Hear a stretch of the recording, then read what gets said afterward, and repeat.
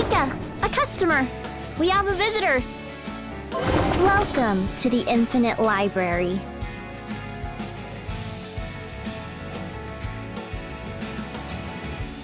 Hey guys, what is up, and welcome to the Infinite Library podcast, where we're talking about everything that's happened in the last week in Epic 7. This is the first episode, so a little bit of an intro here. I am Shotgun Shogun, and we will be talking about, like I said, patch notes, PvP meta shifts, things that are upcoming, speculations, things that we've noticed, and just general E7 stuff all around. I am joined by my two vice captains in my guild, Snow and Pachex. Say hey. What's up, guys? How's it going? Yes, unfortunately, being part of the Shogunate as vice captains, they are forced to do this because I need somebody to talk to for the next hour. We found the shotgun. We saw the shotgun. That's right.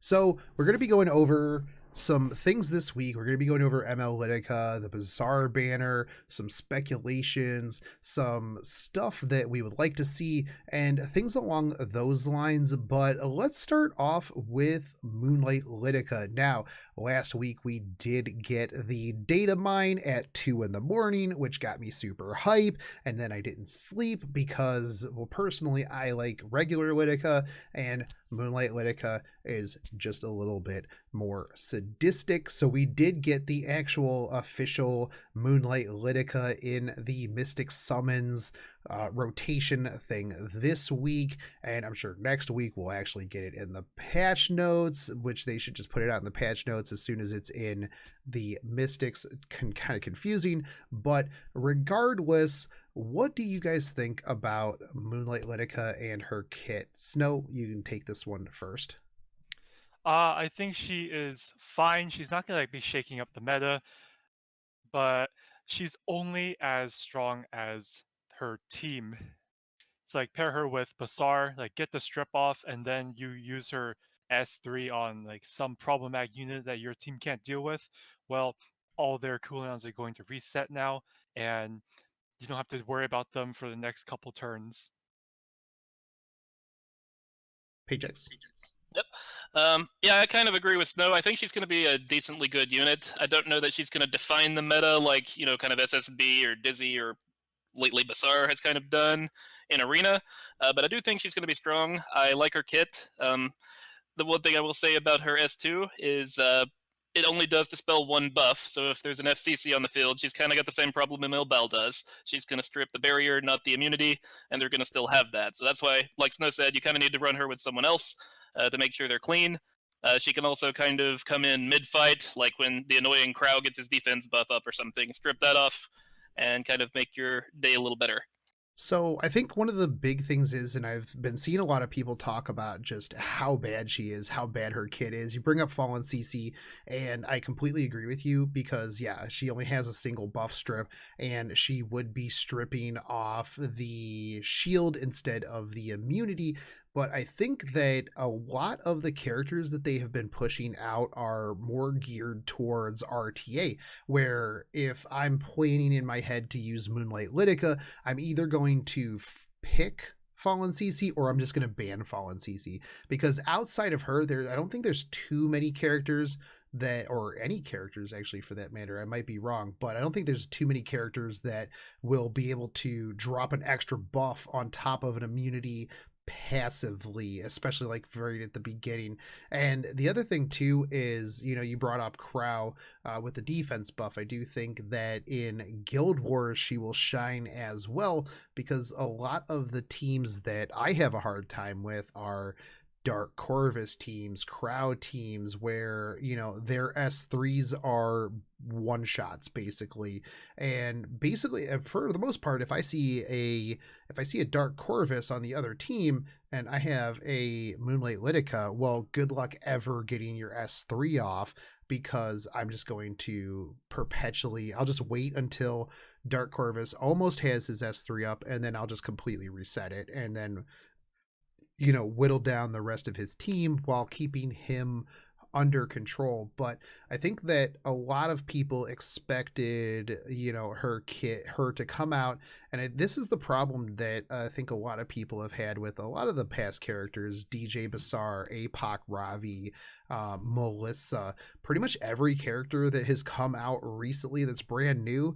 Most people are just like, yeah, this character is trash. For some reason, with like Melissa, for example, double attack on just a crit. Like, how is that even bad remotely? But her aside, I do think that, building a team around Moonlight Lidica is going to probably be your best bet. I don't think that, she's not going to be meta shifting for the most part, but she's going to have her niche. And I think that, that's as a higher tier PvP player or higher tier Guild Wars, and when RTA comes out, you need to have a bunch of different tools to get the job done. And I think that she is going to be a good counter to some of those teams.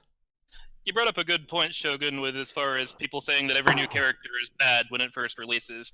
Yeah, I mean, that's generally kind of the gut reaction. Like, people see a kit, maybe a content creator somewhere says, I don't think this looks very good, and everybody's like, oh, this unit's garbage. But, like, I remember people telling me that Baiken was garbage. She is my strongest unit. I remember people saying that Lilius is garbage. Lilius is in, like, every PvP team up here in Champ where I'm at.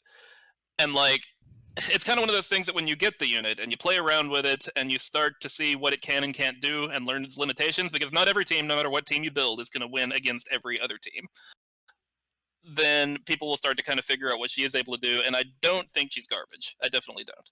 Yeah. Like a lot of these newer units, they're not solo units, like just rely on themselves as of late. Like how back then, like ML Arminta at her prime could like 1v4 an entire team. Like people expect a lot of units to be like the past ML5s in Mystics. Like a lot of the ones we've gotten, they're like team players. Like they need to work with their team.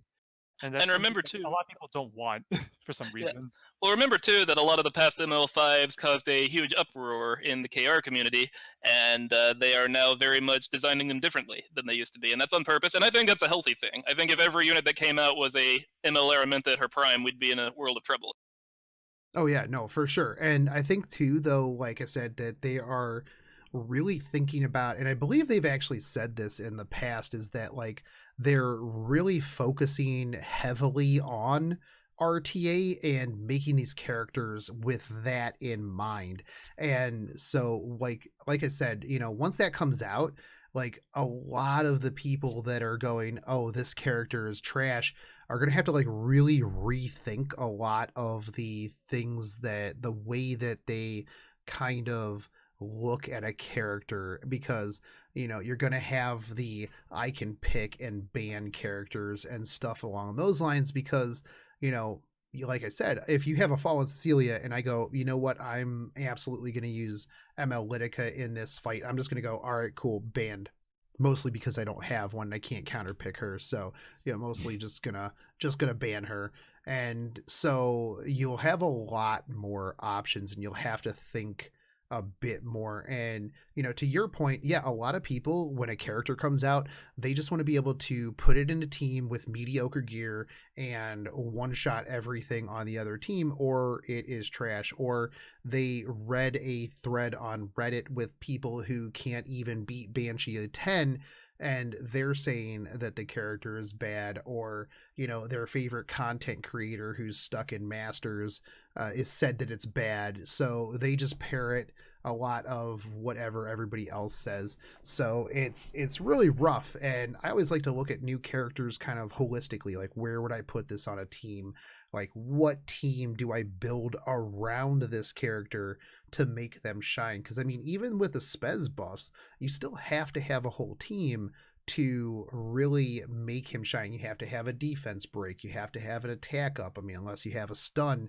which they put out, ML Crozet, which I thought was going to be the be all end all of stuns, but not so much yet. But that's the big thing, is a lot of people don't look at and build those teams until somebody else a whale pulls that character, gears them out, and then posts a video of them, absolutely wrecking face. And then everybody immediately changes their tune, except for the people who didn't see that video.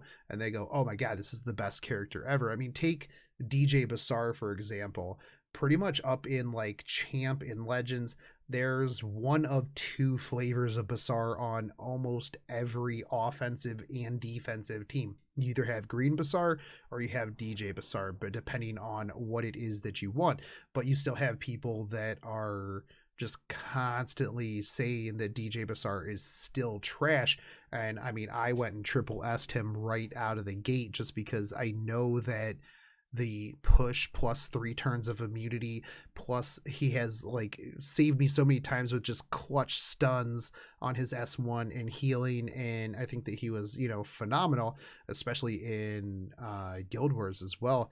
So I think that, Moonlight Lidica is going to be kind of in the same spot, because a lot of people want an all-purpose character that can kill everything and not a niche tool to do a certain job. I agree. And one thing I will also add to that is that even if she did come out and she were garbage, let's say that, if you like her and she's your waifu and she's got a nice looking design, like, go ahead and pull for her. This game has a balanced team. They do regularly go back and rebalance old units that aren't performing. Many of the units in this game have changed dramatically since they came out, and I don't see them stopping doing that anytime. So this is a game where it is really worth rolling for your waifu, in my opinion. Because even if they are bad, chances are they will not be bad forever. Yeah, I mean, look at Tamarin or Spez. I mean, Spez was literally a joke. There was a meme copy pasta of him, and then they finally decided to buff him. Tamarin, when she first came out, I was like, oh, this character is going to be amazing in super long fights. Everybody complains a lot about her, and then they basically turned her into the best healer unit utility character in the whole game, to the point like, where like, don't forget Corvus also. Like, he used to be like very, very underwhelming, and they overtuned him. Like, he was on every single, almost every single arena that team. They broke him. My goodness. So glad. Yeah, and then they finally like balanced him out. It's like, if you like a unit, just roll for it. Like, this game's just for fun. If you just follow the meta, it's just a chore at that point. Yeah, it really is.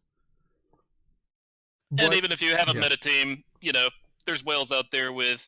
I ran into a 250 speed Lilius today, and she outsped my Oxlots, and I was like, what?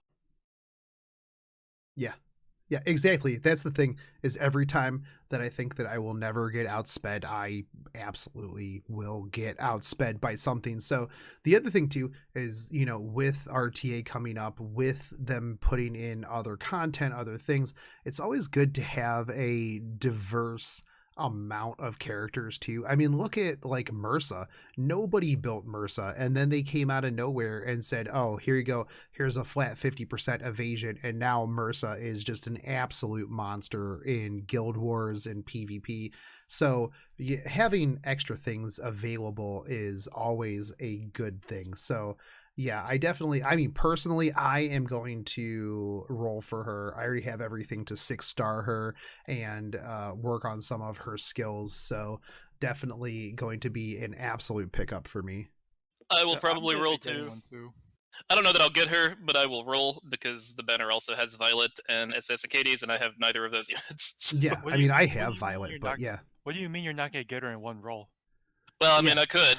I mean, everything before the one that you pull is actually just practice. So, I mean, you get rewarded for your practice. So, yeah. I mean, I would not be upset about pulling another Violet, a character that you don't necessarily have to build a team around, because even by himself, he'll just solo your whole team out of nowhere, because Violets in an arena are typically just really gross. But speaking of PvP, and we mentioned the 2 flavors of Basar earlier, we did just get the Basar banner. So one of the big things that I was thinking, and I've been talking to some people about, is how is this going to affect the PvP meta now, most people up in Legend Champion are already running Basar. They're running, either DJ Basar or regular Basar for strip into the Basar Tywin, Judge Kisei, whatever have you, C-Dom, set up to pretty much just cleave through anything that they need to cleave through.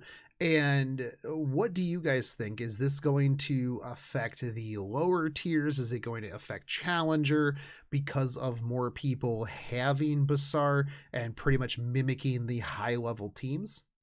I don't think it's going to be affecting the lower metas too much because they're still kind of uh, working their way towards getting better gears.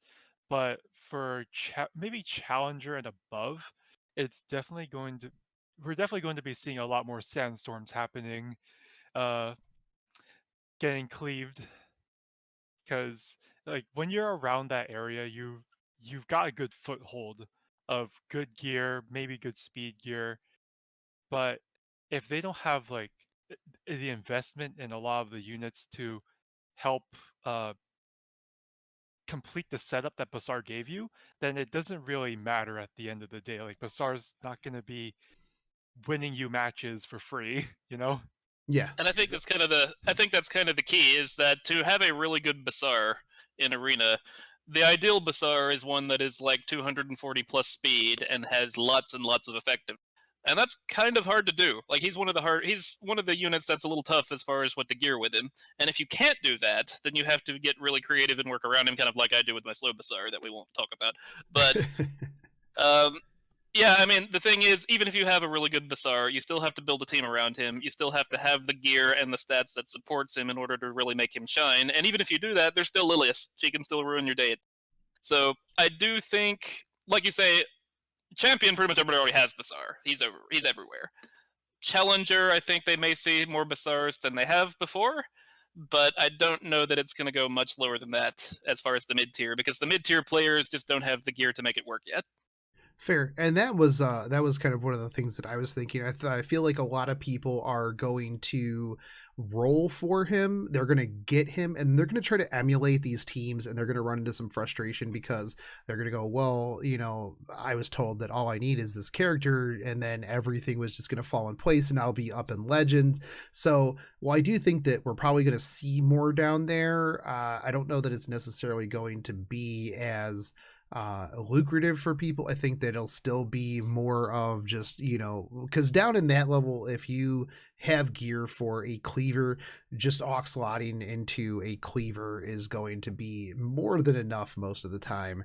And once you get higher up, that's when you see more immunity sets. You see more, if you go up against another DJ Basar, chances are he's going to push, and you're probably going to be about the same speed, so you can just remove that immunity. I've gotten hit by that quite a few times where I outspeed their Basar, but just by a little bit, and then I actually would have preferred the other way, and then I immune myself for 3 turns, and then he just strips that and then pushes us right back to where we were. So that's always a kind of crappy thing to have that happen. But I do think that a lot of people will be rolling for him, and I don't think that it's going to shift things too much, because I actually think that this is potentially a bait banner, although anything that is your waifu and or husbando is not really bait because it's something that you wanted.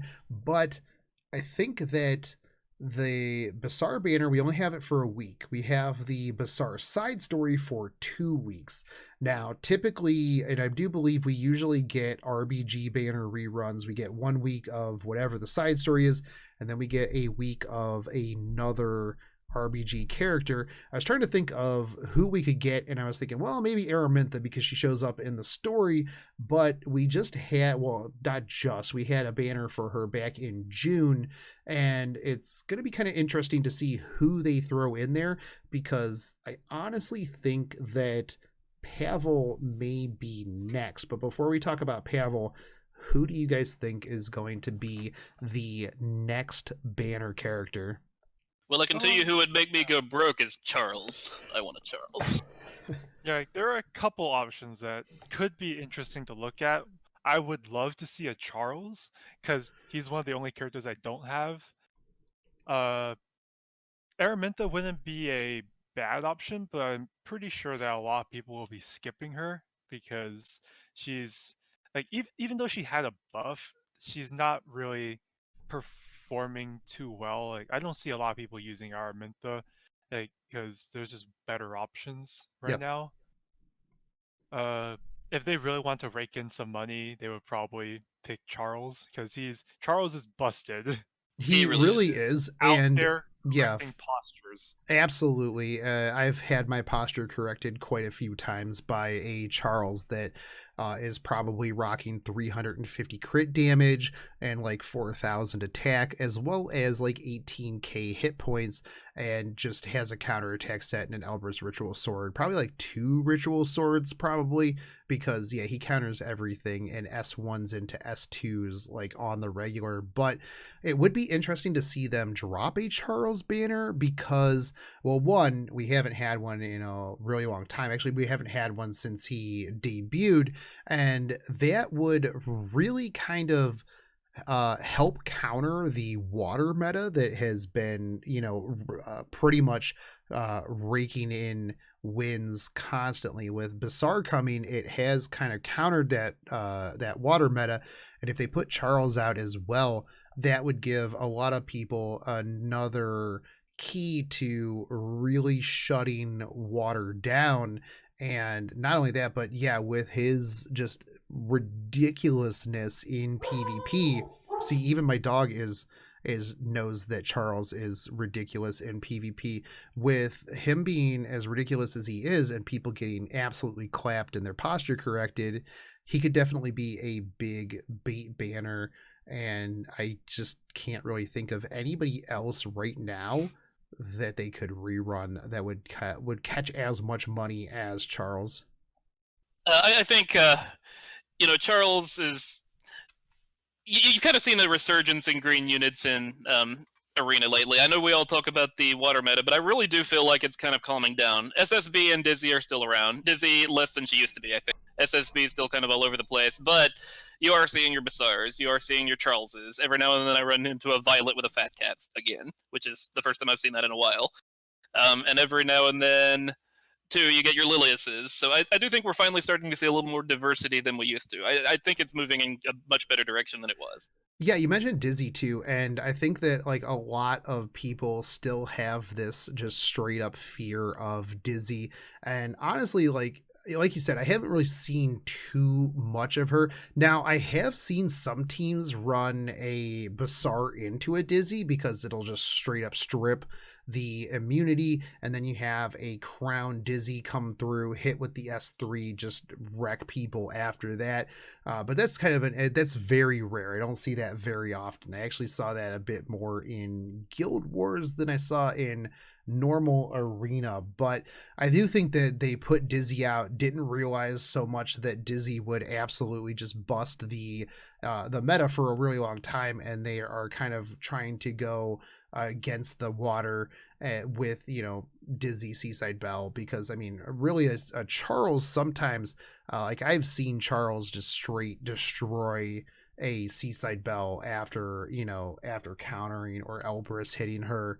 And so I definitely think that is a kind of probably what they're doing. We'll see a grass meta for a while, and then they'll start putting out more fire characters so that you can counter that, and then you'll see a resurgence. I feel like we're going to see a shift in elementals on the regular, which would be nice. Oh, before we move on to the next topic, there is actually one more thing I wanted to say about Basar, and that is before Basar got his buff, and back when Cleave was actually the main popular way to do Arena, there was another guy that did basically Basar's job, and he's still there, and his name is Harado, and he's still very good. In fact, sometimes, especially when you see Lilius out there, it's even better to bring a Harado than it is to bring a Basar. So if you're out there, you don't have a Basar, you don't know if you should roll on this banner or not, there is a unit out there that can do kind of the same job. Not quite as effectively, but he gets it done. Yeah, I mean, the other thing too is since Hirado is a 3-star, he's actually a lot easier to skill up versus Basar, who is, needs molas, needs much more resources. Not that you really have to skill Basar up too much to make him viable because his S3 doesn't have that as a requirement. But the other thing too, though, that Hirado brings that Basar doesn't is his passive. His passive's actually really amazing.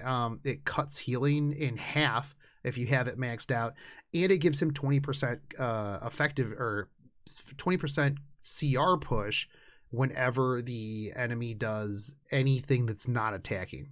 So it really pushes him forward when they have characters like Amon on the other team who are just sitting there healing. He's just going to keep going forward and just dispelling buffs and pushing people back. And his S1 has a silence on it too, which is pretty solid.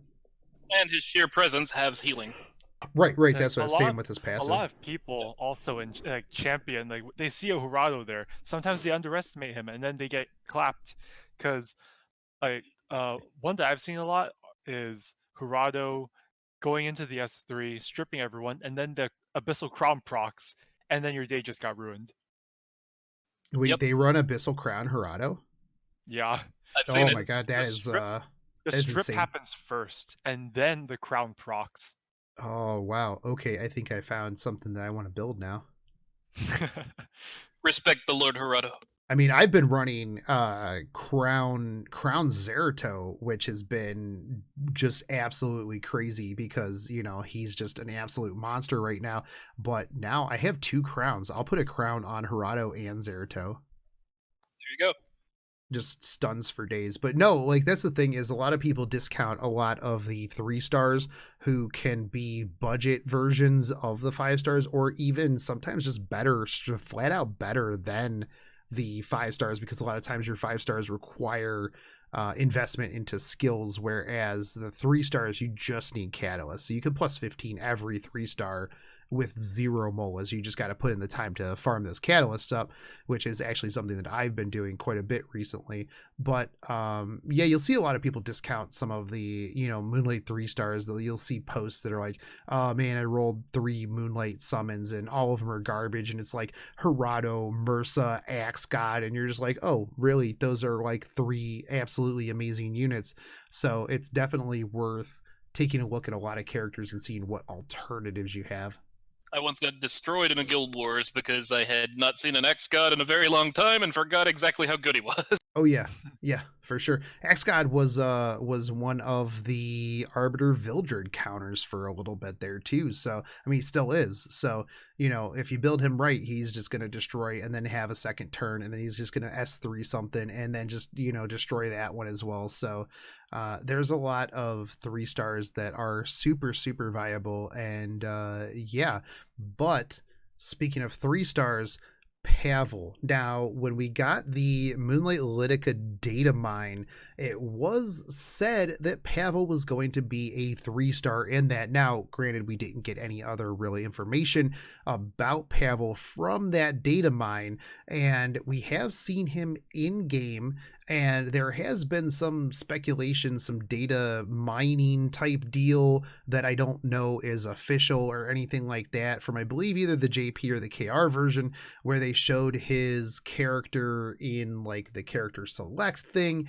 and they seem to have put a lot of effort into his character, his sprite, his S3 for him to be a 3-star. Now, some people are saying he's a 4-star. Some people are saying he's a 5-star. I personally could see him being a 5-star released after whatever the next banner is after Basar, because you'll have Moonlight Lidica next week, where everybody's going to be spending their money on the Mystic packs for her, even though they'll just ignore Reddit saying that she's garbage. But you'll have a lot of people drop the money for that, and then boom, next week they drop Pavel, who is going to be, honestly, I could actually see him being a limited 5-star grass unit. And that's because, I mean, we haven't had a new limited character since Seaside Belle. And the other thing too is, other than Baiken, we haven't seen another grass limited character. And I think that it's time. I know that they had talked about doing a limited character, but they didn't say it was going to be Luna. So we could potentially see a limited Pavel banner. What do you guys think? I think it'd be interesting if Pavel was the limited hero, because that would be a few firsts.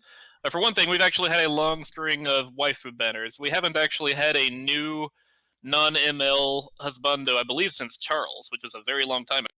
And we've also, to my knowledge, never actually had a limited male husbando. So that would be very interesting. But, I do think, at the very least, having him be the banner is very possible, I think. I don't think he's a 3-star.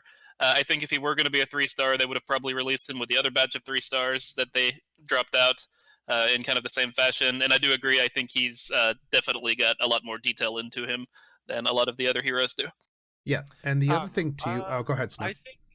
I think he would be more likely a 4-star. Like, I don't really know how likely it is that his AI enemy kit is going to be transferred to like his playable kit. Like, because a lot of his skills involved decreased hit chance, and that's one of the most annoying debuffs in the game to suffer through. It really is. It's like, I think something that hasn't been available for a while to us, like having us get him as a free challenge unit. Like, we haven't had that in like months. Yeah, we really haven't. I mean, other than like the Cirilla rerun, but we haven't really had a character like that come out in quite a while. Most of the time it's just straight up artifacts. Now, some people are saying it might be a connection hero like Furious, but I mean, we just got a part of the story. Now, granted, he is part of the story, and we could potentially see them release like another chapter and then boom, here's Pavel. But honestly, like Pachex was saying, I mean, we haven't had a limited husbando. We haven't had a limited grass character since Baiken.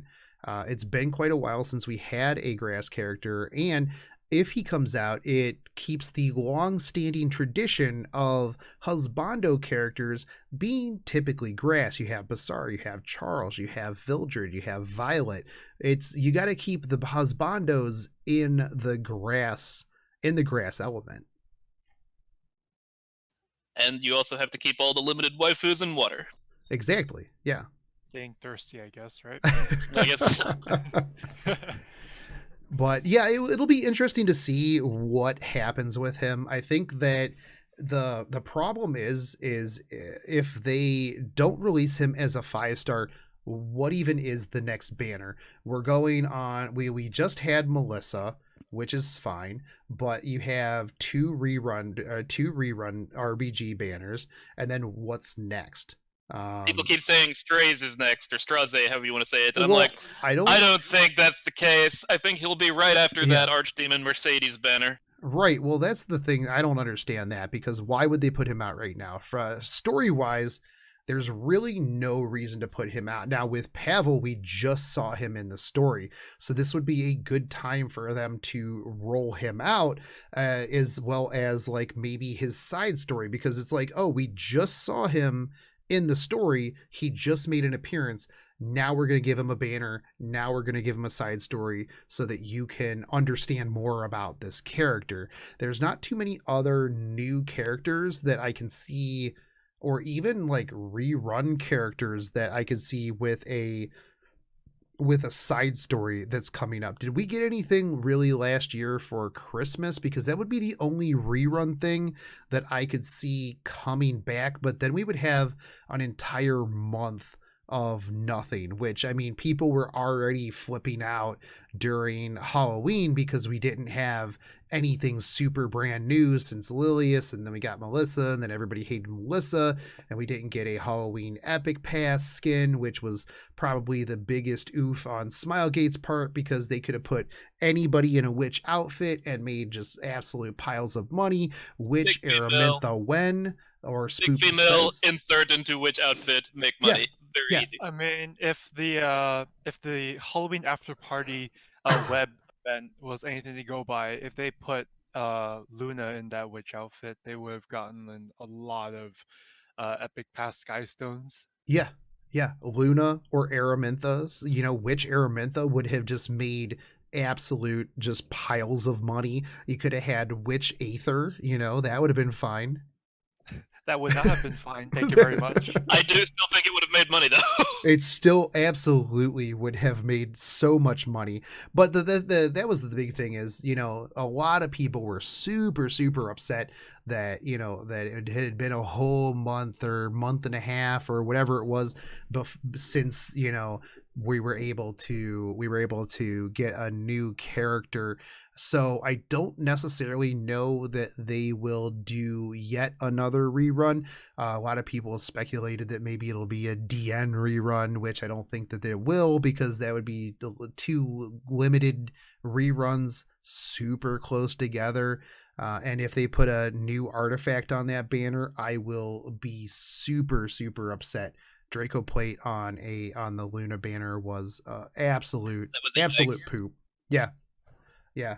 But I think that this would be a good time to push out Pavel as a 5-star and potentially limited right before Christmas, because that would drop right at the beginning of December. So you have people rolling on that.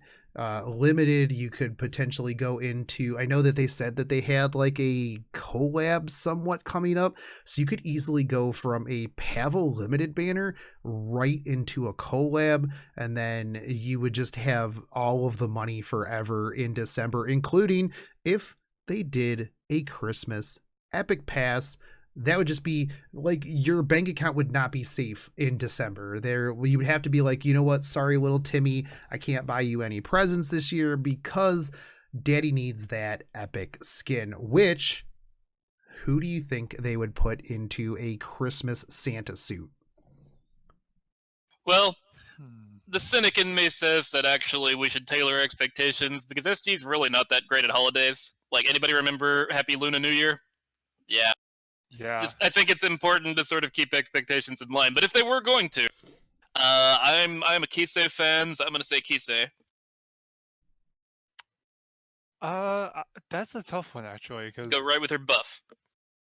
I'm thinking All the Kisei. You know what? Give me Queen Kisei too. Ooh. All right, Snow, come on.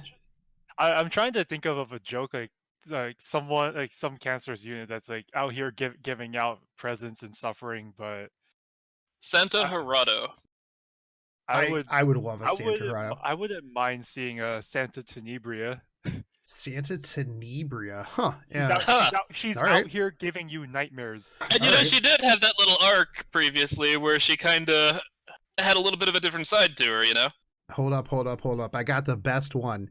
They run a Charles banner right after Basar, and then they do a Santa Charles skin. Oh, gosh. Oh, goodness. Yes, and instead of hitting you with his sword, he hits you with a giant sack of presents. Ship it. Done. Absolutely. Smilegate, if you are listening to this, just scrap whatever epic pass skins you have and just make that real quick. You can knock it out. Trust me. I know that you guys have the ability to do that. You guys have Yostar handling JP. Those guys pump out skins and costumes like overnight. Trust me. I have seen some of the stuff that they come up with. So just hit them up real quick and get that taken care of. But I do think it'll be interesting to see what the next couple of banners are. A lot of people, like I said, during Halloween were very, very upset that we had such a long time between banners. Now, personally, I don't think that that's too bad of an idea, just because it gives people time to save up for that pity. Plus it's not like you don't have other things to work on besides getting a brand new character that you're going to not have the gear for, and you're going to have to walk dogs and level everything up. So I think that it'll be interesting to see that. Not only that, but I do believe that they said that we were going to get RTA by the end of the year. So that could be a really big focus that they have as well. And we could see potentially like a character come out that is just like ready for RTA, maybe something along those lines. It'll be kind of interesting to see what December holds. I think it's going to be interesting, too, to see how people react to RTA because, in the current arena, you're fighting AIs, and yes, there's the lightning. But, if you really plan your team out in advance, most people walk away from arena with, at least an 80% victory rate as far as offense goes. But when it comes to RTA and you're actually fighting against another human in real time, that's a whole different scenario. So I think people are going to lose a lot more than they're used to, and I wonder how the community will react to that. How this community will react to that. There's a lot of mind games to be had also in RTA because I'm not really too good at live action PvP, but you could trick a lot of people into thinking that you're going to be targeting one of their other units when you can target one of their less important units or something. There's a character in the game that his kit provides for mind games and early kills. Oh gosh, no. No, you can't be talking about that. I can't. I am talking about Spez, the greatest hero Goodbye. that E7 has ever created, if you think about it. But anyways, no, I do think that once RTA comes out, that people are gonna really, really have to shift the way that they think about PvP. Who are they going to focus? Things along those lines. You're going to have the picks, the counter picks, stuff like that. And it's going to be a whole different ball game when you are playing against a person instead of an AI, because you can absolutely bait the AI into doing certain things. Oh, they're running a bunch of dark characters. Cool. Just put Fighter Maya up in the front as the only light unit and just watch them get dunked on because, they're just going to primarily target that because of elemental advantage. But the other thing too, that's going to be amazing is that, once RTA comes out and I start going to anime conventions, I'm going to be the Pokemon trainer of Epic 7 RTA. As soon as our eyes lock, you're going to have to fight me in RTA. And I'm going to have a really, really ridiculous outfit like a Pokemon villain would have. That's 100% a thing that's going to happen. And Definitely. Absolutely. All right, I'm gonna be avoiding eye contact with Shogun from now on once we go into NYC or something. It's all right. I'm pretty sure Salt will keep fighting him over and over again and keep him busy so you can do other things. Yeah, 100%. No, actually, I was talking to people about that at Anime NYC, and I'm like, no, it'll be phenomenal because anywhere that Epic 7 shows up at, you're just going to have people standing around just taking all challengers, and it's going to have that real competitive kind of aspect to it. Like events that they roll are going to be like, okay, cool deal, come up here and fight other people. And that's one of the reasons why I've always said that I want them to continue with the fighting game collabs, because I want that competitive fighting game feel in Epic 7, because I think that they really do push a lot of the PvP and stuff like that. So I think that would be really cool. Not only that, but it would be one of the few competitive esports style, mobile games out there, other than a handful of other ones. And it would be really, really interesting to see how that goes. But I mean, we do have, a little bit over a month left in the year, and December is going to be pretty big. I think we're supposed to be getting the rest of the epic raid or the hell raid bosses. We're supposed to be getting more story, potential limited characters. They were talking about a collab, but I mean, if they don't put out a collab, they're just going to wait until the Guilty Gear game comes out to rerun that with they'll actually push out Ino this time because they have the sprite and everything like that. And if they don't, I will be very, very sad because I wanted her super bad. Indeed. I was sad she wasn't playable. She was front and center. Yeah. They've made a lot of mistakes in marketing this game, but I think they're learning, and I think they're definitely getting better than they used to be.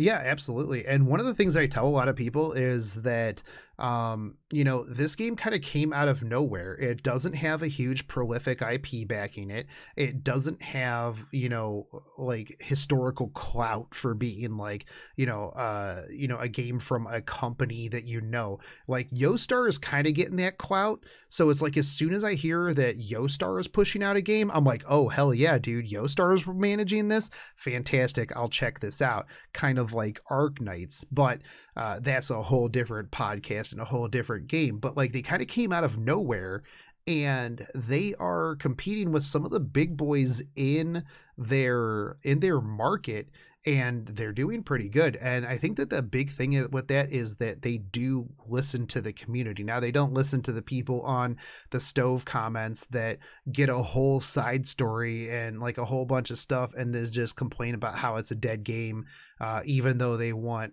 pets to just literally auto the game for them so that they can go do other things. Like, who actually has a real life outside of mobile games anyways? Like, I don't.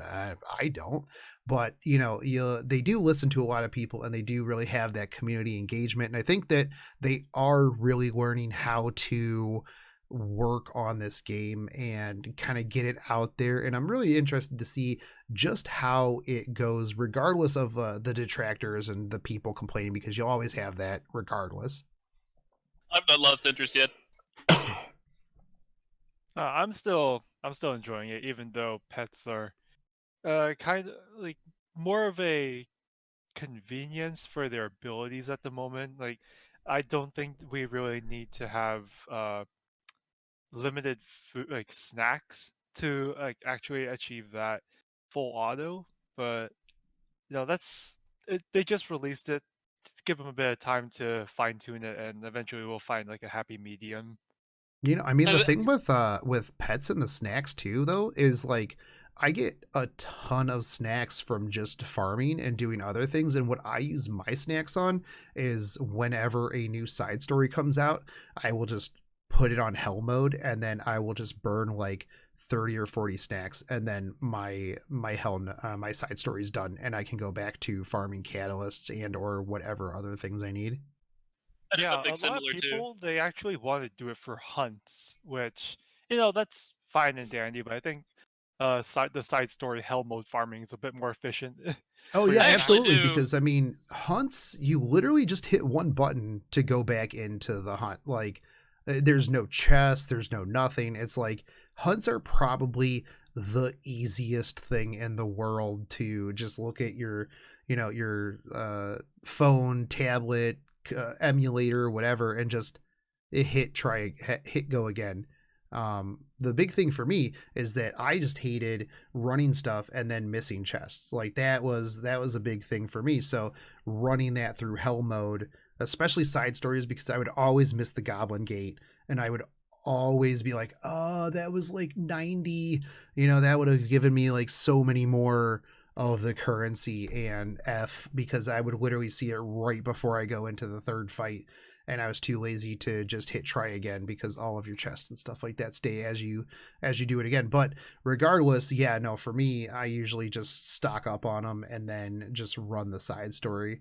And That's actually for me the one major change I do think they need to make to pets. Like, the food is debatable. Maybe they can increase the drop rate. Maybe they get rid of it and charge us something else. I don't know. There's many things they could do to fix the food situation. But I do think the big change that needs to be made to the pet system is they need to auto loot chests in regular auto as well, because that was the whole point. Right? Yeah.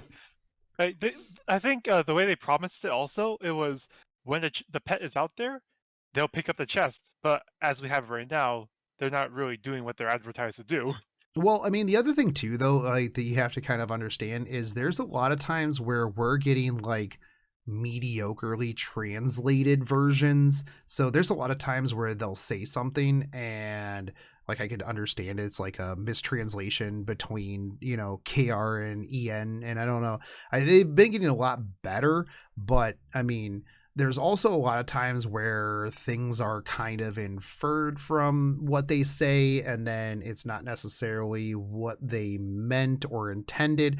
I do think though that like the whole like auto repeat endlessly without resources would basically just turn the game into like AFK arena. And I mean, what's the point of even playing if you're not grinding, you know? Then I would just grind like 6 or 7 other games.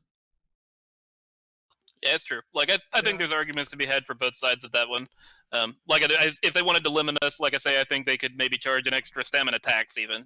Nobody's going to spend that many hundreds of dollars to do that all of the time if it's got a little bit of an extra cost. A little bit of an extra cost. A little bit. Yeah, I probably She has a hard time knowing what that means sometimes. A little bit, it's like charge you for everything. All right. Yeah. I mean, I would absolutely wail for that though. And there would be a lot of people that would just straight up, even with the stamina tax, even if it was like an extra 5 to 10 stamina a piece, like you would have people who would just drop, 5,000 stamina on it and just let it run for days. And those people, if they're fun in the game, more power to them, frankly, is my opinion. But I can't personally afford to do that. The way I do use pets though, that I actually quite like, is every Friday, like I actually work in a different states. Every Friday I drive home for about 2.5 hours, and then every Sunday night I drive back here for about 2.5 hours. And that's time that I wasn't able to do anything previously, because you shouldn't do that kind of thing on the road. So I actually save up my snacks through the week when I'm farming catalysts and things like that, and then on that trip I know I have on the weekend, I farm hunts. And I just kind of auto hunts. That way I don't ever actually have to like sit through and mindlessly auto hunts. That is one way that you can do it with hunts that is useful. Take advantage of time that you couldn't take advantage of before. Right. And I think that's actually a good thing is like I don't know, I personally get quite a few snacks just from farming catalysts, farming side stories, farming whatever. And I've never actually really had too much of a problem keeping quite a few. So it's like I will sit on a bunch of them until I need to use them and, do whatever it is that I need to do, because I can just like you said, I, had I had to go run to the store today for like an hour. So it's like I just literally set it up and I put it on and I just ran, 25 side stories.